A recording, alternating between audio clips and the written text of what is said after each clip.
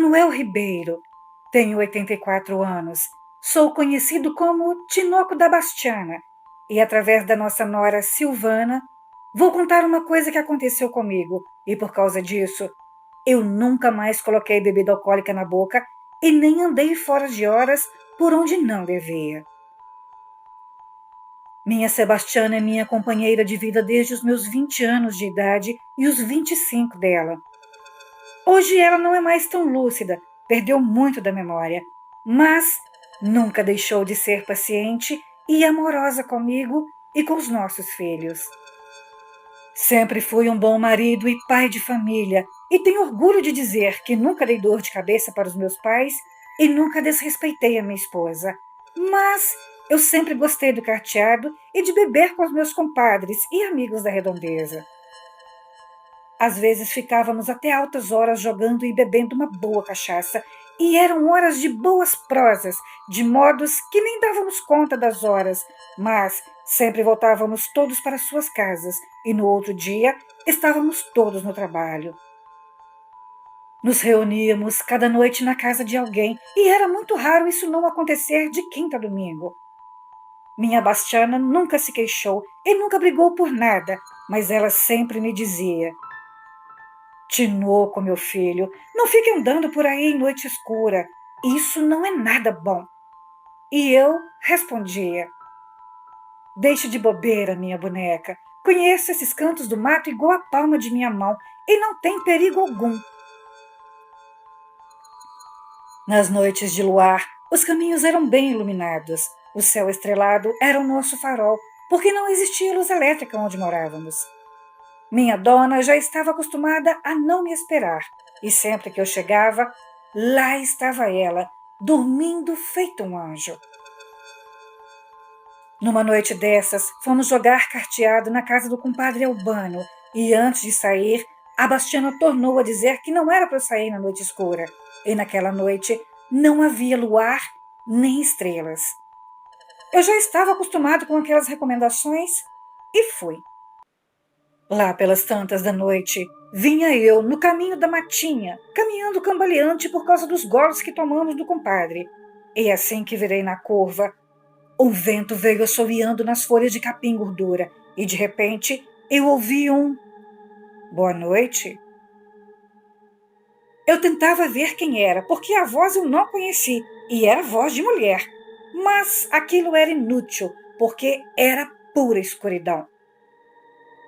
Eu perguntei quem vinha ali, mas aquela pessoa não me respondeu e começou a andar junto comigo. Eu não via quem era, mas ouvia barulho de coisas ocas batendo umas nas outras, como se fossem talhas quebradas. Aquela mulher começou a conversar comigo e, embora eu não ouvisse, eu ouvia seus passos ao meu lado. Sem saber quem era aquela senhora, ela começou a me dizer que era tarde da noite, que eu não devia estar andando por ali aquelas horas e também naquela escuridão. Eu retruquei dizendo a ela que aquilo também não era hora de uma mulher estar sozinha, mas ela me disse estar acostumada. Perguntei se ela não tinha medo e ela me disse que não, mas, curiosamente, ela tocou no nome de minha senhora e falou exatamente o que ela sempre me dizia. Não é bom que você fique andando altas horas por este caminho escuro. Eu perguntei a ela de onde ela conhecia a minha esposa e ela não me respondeu, dizendo apenas que eu deveria escutar minha esposa e não ficar me arriscando na escuridão. Eu estava de pileque, mas eu me lembro bem do momento em que chegamos à curva de minha casa e uma sequência de relâmpagos clareou a estrada. E quando eu olhei para o lado, aquilo que caminhava comigo não era uma mulher, e sim uma caveira. O barulho que eu ouvia era dos ossos se batendo pelo caminho. Eu me assustei tanto que o efeito da cachaça passou na hora. Ela não tinha olhos, não tinha nada. Eram só ossos e cabelos. Eu desconjurei aquilo e ela ria de mim, me acompanhando até a minha casa. E quando eu cheguei na entrada da porta, ela seguiu o seu caminho.